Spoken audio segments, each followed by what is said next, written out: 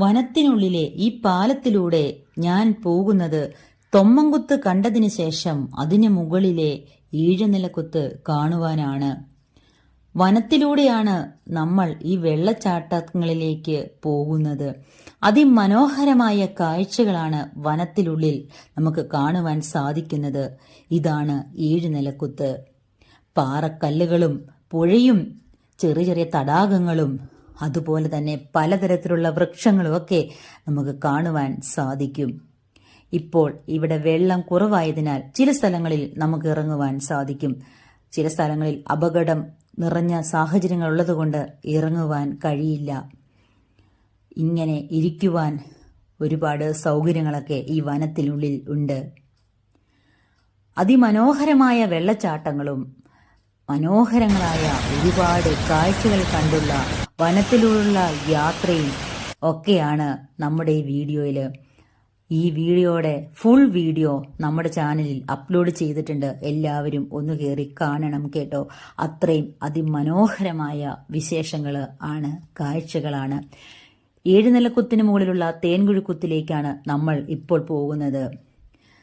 തേൻകുഴിക്കുത്തിന് മുകളിലേക്കും വേറെ കുത്തുകളുണ്ട്. പക്ഷേ ഇപ്പോൾ ഇവിടം വരെ പോകുവാനാണ് അനുവാദമുള്ളൂ. അതിന് മുകളിലേക്ക് ട്രെക്കിങ്ങും ഉണ്ട്.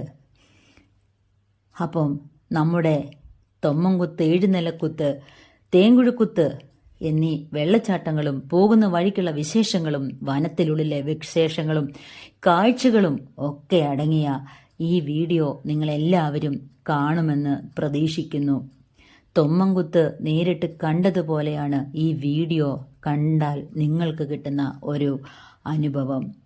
അത്രയ്ക്ക് അതിമനോഹരമായ കാഴ്ചകളാണ്.